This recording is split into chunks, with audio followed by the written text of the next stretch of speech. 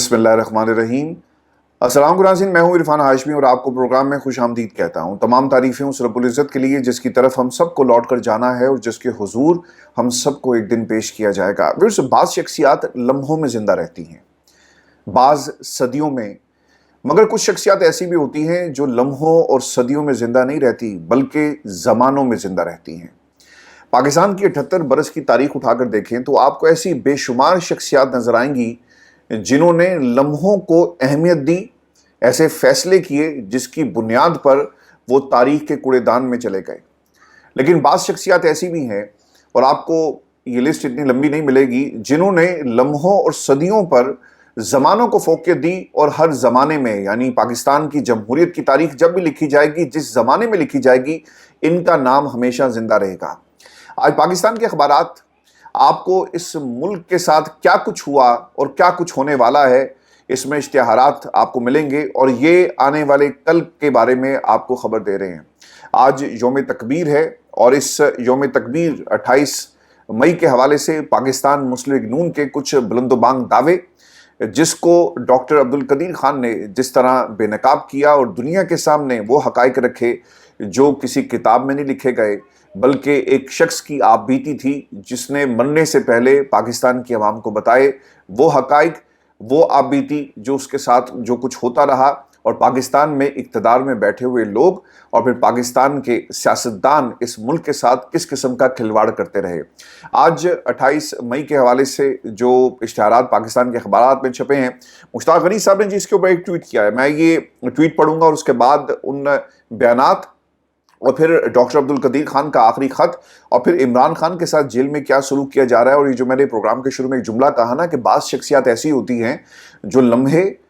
और सदियों में ज़िंदा रहना पसंद नहीं करती, बल्कि उनके चंद ऐसे फ़ैसले हैं जो हर ज़माने में उन्हें ज़िंदा कर देंगे। इस पर तफसील से बात करेंगे और इमरान खान किस तरह से हर ज़माने में इनका ज़िक्र होगा, इनके बारे में पाकिस्तान की जब भी जमहूरी तारीख लिखी जाएगी इनके बारे में बात होगी। व्यूअर्स, मुश्ताक गनी साहब ने क्या कहा, वही कहते हैं कि आज यौम तकबीर पर इस सरकारी इश्तिहार में मोहसिन पाकिस्तान डॉक्टर अब्दुल कदीर खान का नाम, उनकी तस्वीर क्यों नहीं है? क्या अपने कौम के मोहसिन न्यूक्लियर मिसाइल टेक्नोलॉजी के बानी के साथ कोई इस तरह का रवैया रखता है? क्या हुकूमत अब भी अमरीकी खौफ से डॉक्टर अब्दुल कदीर खान के नाम और तस्वीर से दूर भागती है? और फिर उन्होंने ये भी लिखा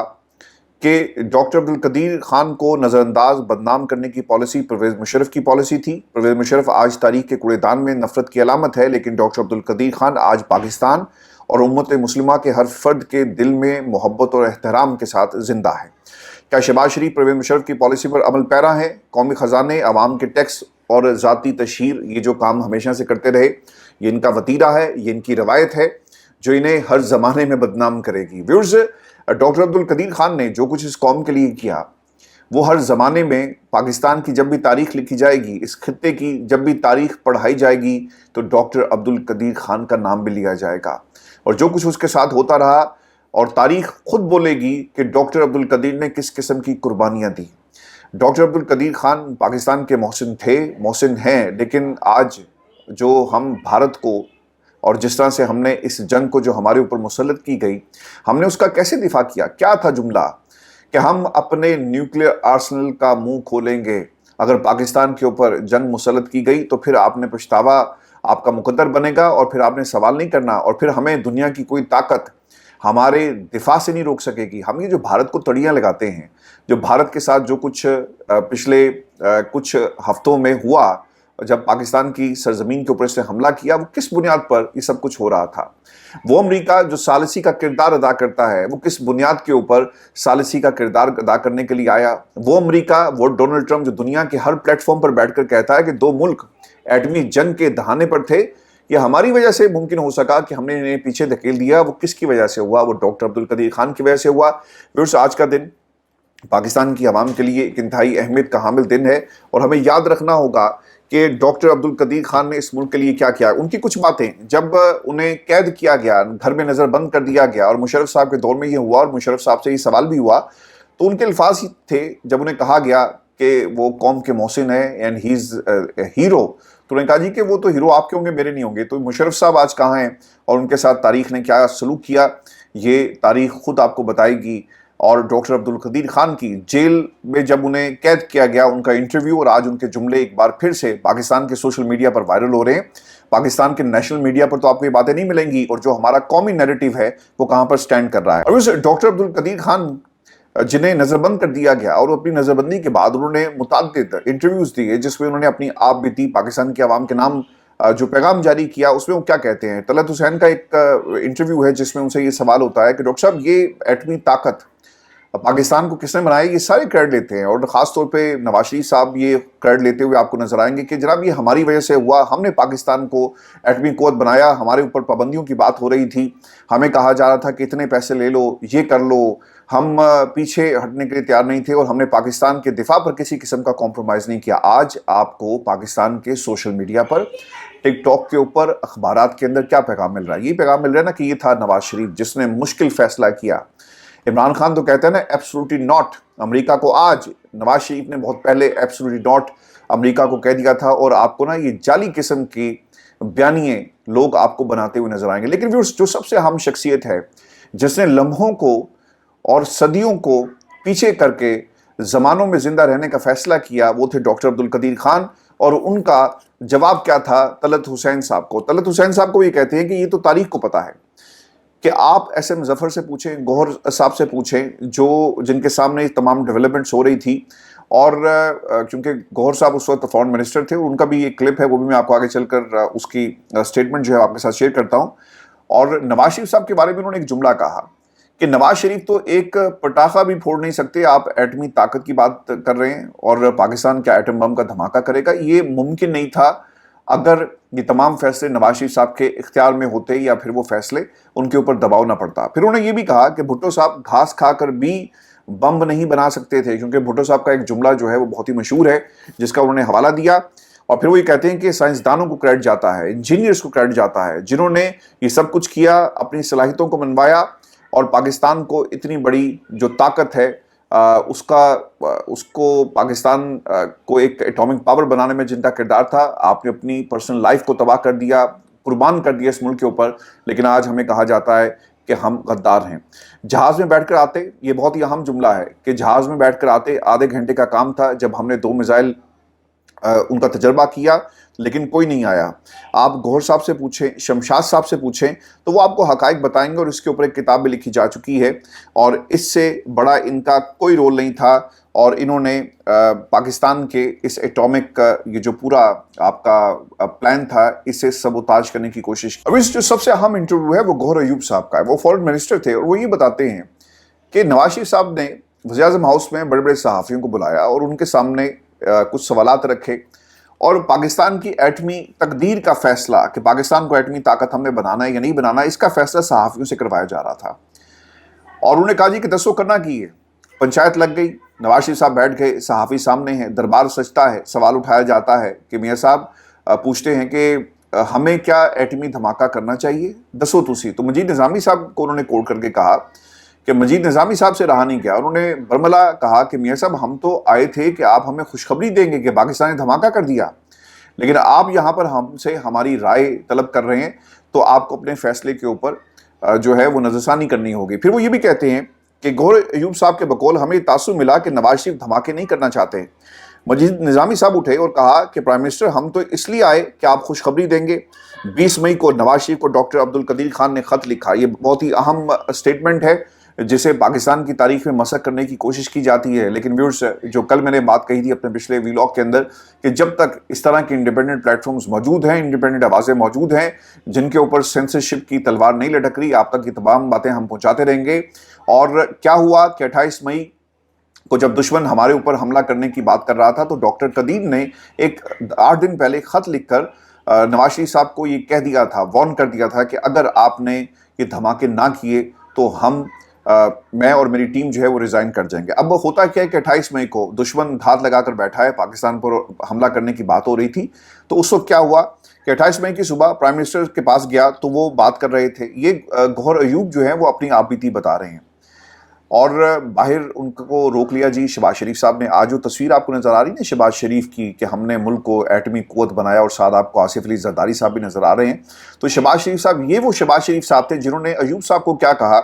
وہ کہتے ہیں کہ جناب नवाज शरीफ साहब इस वक्त बिल क्लिंटन से बात कर रहे हैं।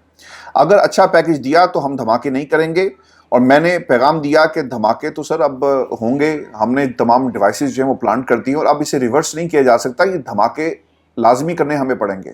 तो उसके बाद पाकिस्तान को दुनिया में जो मकाम मिला, सैंक्शंस लगी, सब कुछ हुआ, लेकिन पाकिस्तान जो है वो एटमी ताकत जो है वो बन गया। व्यूअर्स,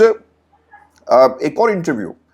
डॉक्टर अब्दुल कदीर खान का, क्योंकि आज नून लीग के बहुत सारे दोस्त जो हैं, I don't want to use this word Patwari, but हालात ऐसे हैं कि वो हर चीज़ के अंदर नवाज शरीफ साहब को क्रेडिट दे रहे हैं। नवाज शरीफ साहब ने एटम बम भी बनाया अपनी वर्कशॉप के अंदर,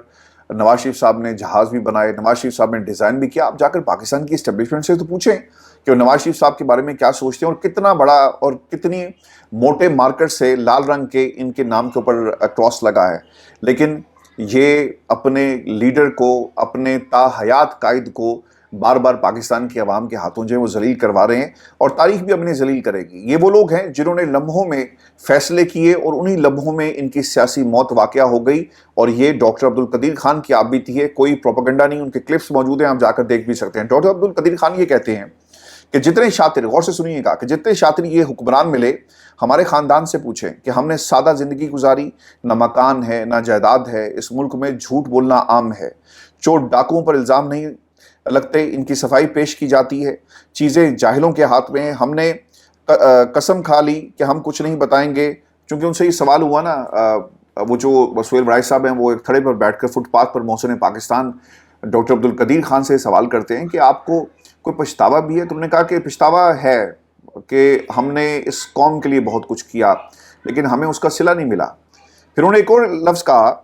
कि हमने कसम खाई है कि अब हम इन्हें कोई सलूशन नहीं बताएंगे, और ये एहसान फरामोश और नमक हरामों से क्या आप नाराज़ हैं? तो उन्होंने कहा कि हम पाकिस्तान से नाराज़ नहीं हैं, हम इन नमक हरामों से नाराज़ हैं जिन्होंने पाकिस्तान को इस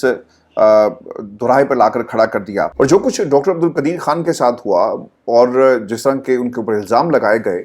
और जो मुशर्रफ साहब की जो पॉलिसी थी, उसका भी उन्होंने अपने इन दो इशार के अंदर अपनी आपबीती का अहाता किया। वो क्या कहते हैं कि गुज़र तो खैर गई है तेरी हयात कदीर, सितम ज़रीफ़ मगर कूफियों में गुजरी है। तो इससे बेहतर इनकी आपबीती को आप समेट नहीं सकते। ये कहानी है डॉक्टर अब्दुल कदीर खान की। व्यूअर्स, एक कहानी और भी लिखी जा रही है,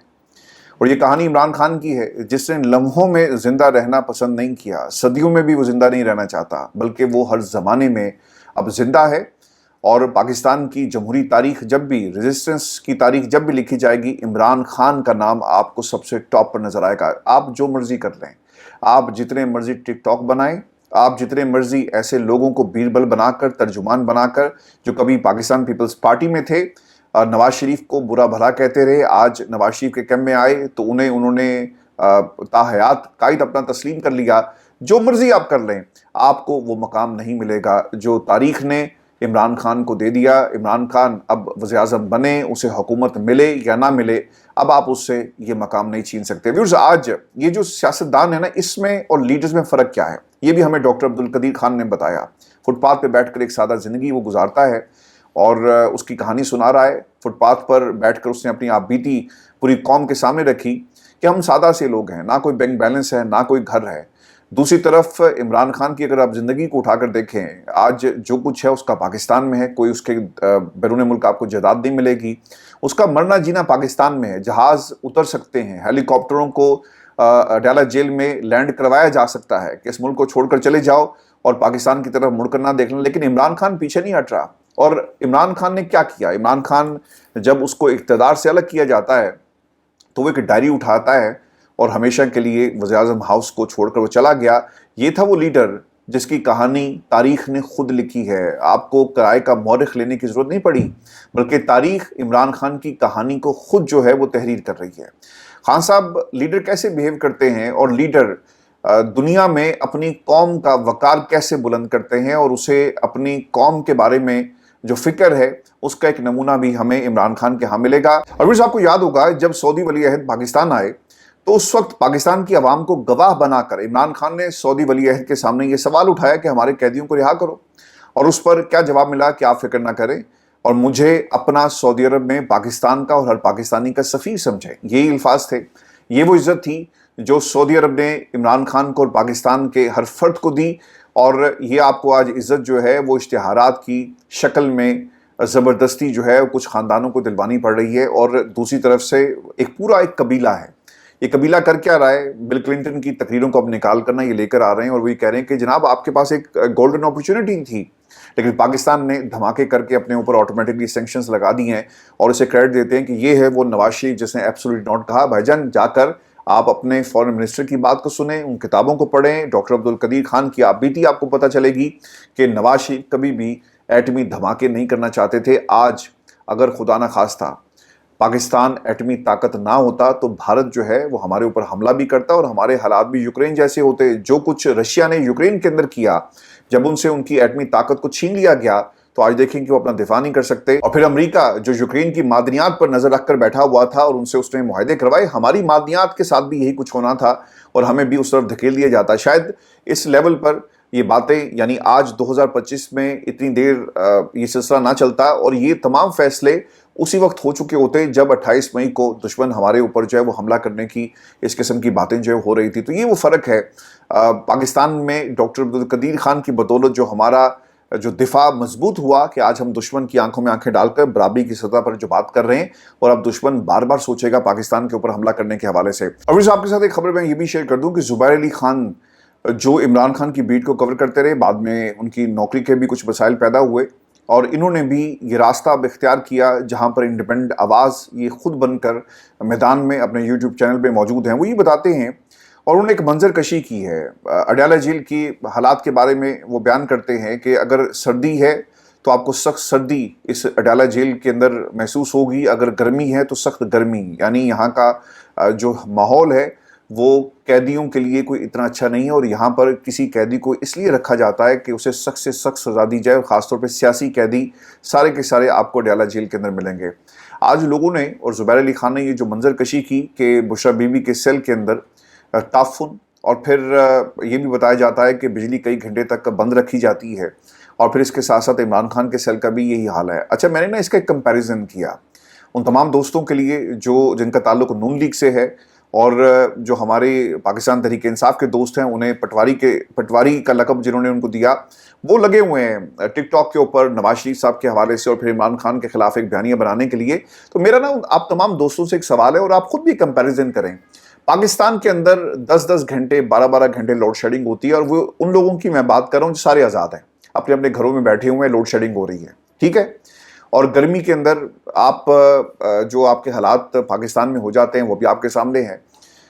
تو آپ ایک کمپیریزن کریں کہ ایک ایسی جیل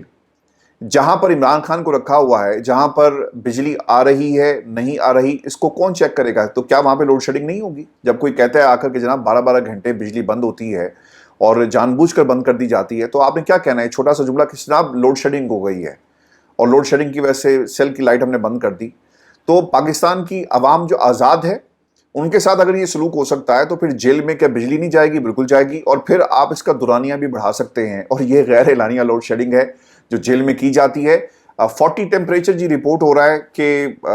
پاکستان میں جیل کا جو آپ کا جس سیل میں عمران خان کو رکھا گیا ہے، اس سے زیادہ یہ ٹیمپریچر بڑھ جاتا ہے۔ اور پھر یہ بھی خبر سامنے آئی، آپ نے پڑھا ہوگا کہ بشریٰ بی بی کے لیے روم کولرز جو ہیں وہ اڈیالہ جیل بھیجے گئے اور ان کی حالت غیر ہو گئی، اس قسم کی خبریں بھی رپورٹ ہوئی۔ تو ایک ایسی جیل عمران خان کے اوپر مسلط کی گئی جو عمران خان جس کا مستحق نہیں تھا، جو چور لٹیرے ڈاکو اس وقت آپ کو پاکستان میں نظر آئیں گے جنہیں جیل میں ہونا چاہیے، وہ اس ملک کی تقدیر کے فیصلے کر رہے ہیں۔ تو یہ وہ لمحے ہیں جس میں لوگ زندہ رہتے ہیں جنہوں نے اپنے جمہوری جو ان کا استحقاق تھا وہ پاکستان کی اسٹیبلشمنٹ کے حوالے کر دیا، جو جمہوری طاقت تھی وہ سب کچھ ملیا میٹ کر کے یہاں پر ایک نیا شہر آباد کر دیا جہاں پر پاکستان کی اسٹیبلشمنٹ آپ کو صرف نظر آئے گی۔ یہ وہ لوگ ہیں جنہوں نے ووٹ کی کو عزت دو کا نعرہ تو لگایا، لیکن آخرکار ووٹ کو عزت دو کا بیانیہ جو ہے اسے تسلیم کر لیا۔ تو یہ وہ لوگ ہیں جو لمحوں میں زندہ رہنا پسند کرتے ہیں، جو صدیوں میں زندہ رہنا پسند کرتے ہیں۔ لیکن عمران خان وہ لیڈر ہے جس نے ان تمام نظریات کو، ان تمام صدیوں اور لمحوں میں زندہ رہنے والے کٹ پتلیوں کو شکست دی، اور اب وہ ہر زمانے میں زندہ رہے گا۔ میں ویورز آپ کو یہ خبر بھی دے دوں، اور پاکستان میں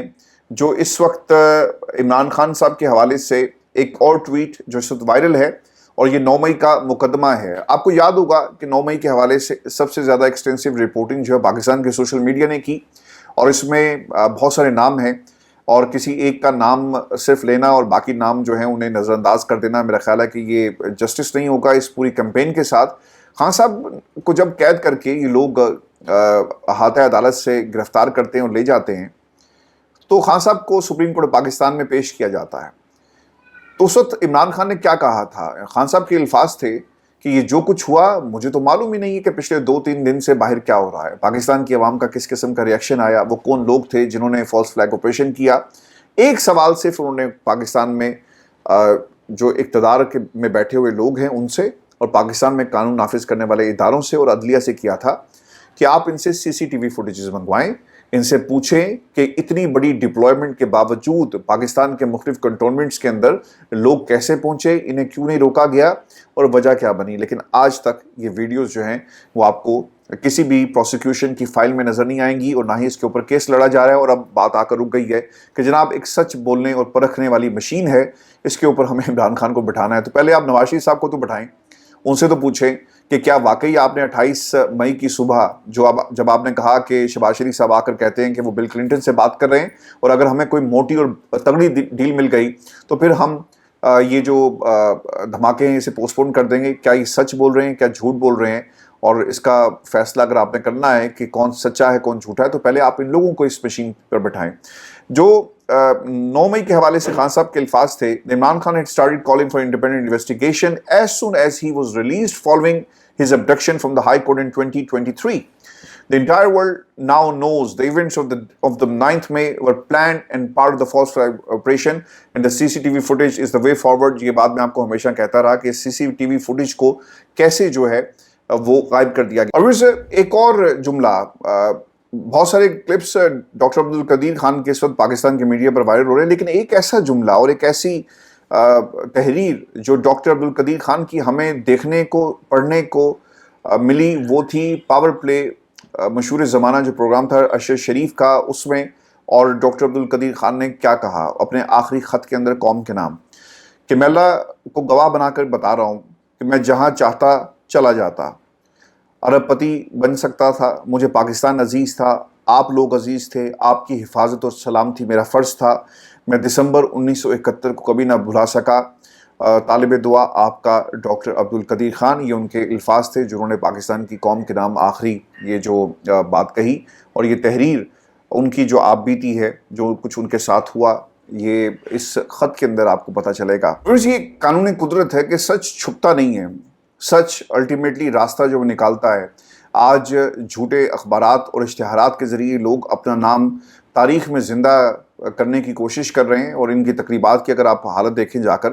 تو وہ لوگ جو نواز شریف صاحب کے ساتھ اظہار یکجہتی اور یوم تکبیر کے حوالے سے جو تقریبات کے اندر اپنا حصہ ڈھالنے کے لیے آئے تھے, اصل میں وہ اپنا حصہ لینے کے لیے آئے تھے جو ان حکمرانوں نے پاکستان کو لوٹا.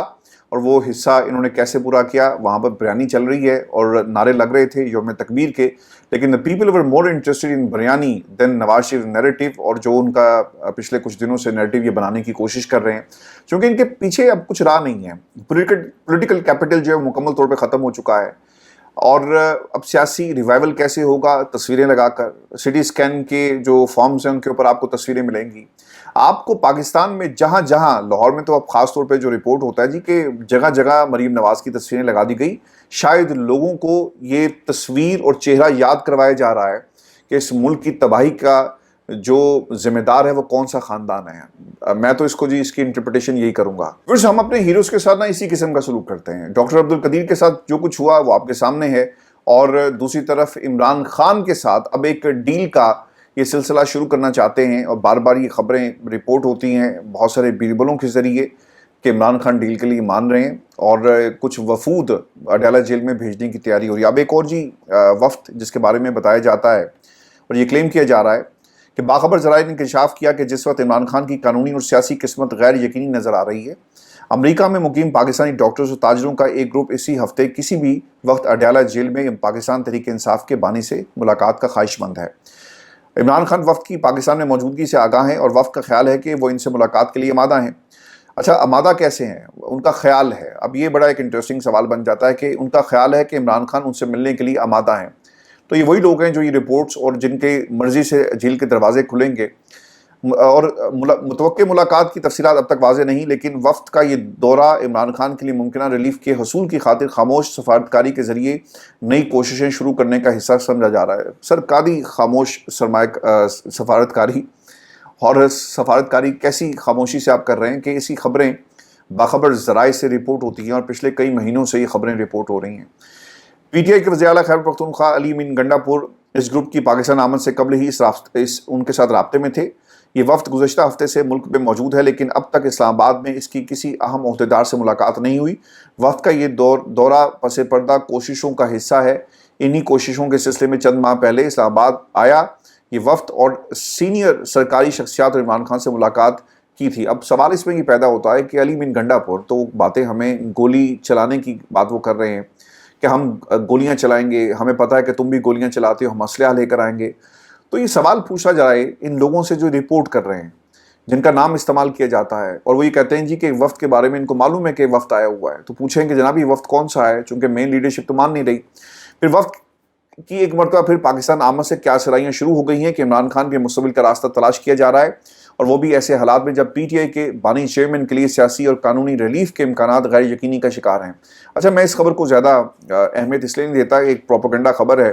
اور ایک اینگل اس کے اندر آپ کو نظر آئے گا، اور جن لوگوں کے بارے میں یہ بات کی جاتی ہے جب آپ ان سے اس کا ریئیکشن لیتے ہیں تو وہ کہتے ہیں کہ جناب ایسی کوئی بات نہیں ہے. بیرسٹر گوہر کے حوالے سے کچھ دن پہلے اسی طرح کا ایک کلیم کیا گیا، جب پوچھا گیا تو انہوں نے کہا جناب ایسا نہیں ہے. تو پھر آپ پکڑتے ہیں جا کر اس صحافی کو، پوچھتے کہ یار تم میرا نام کیوں استعمال کرتے ہو،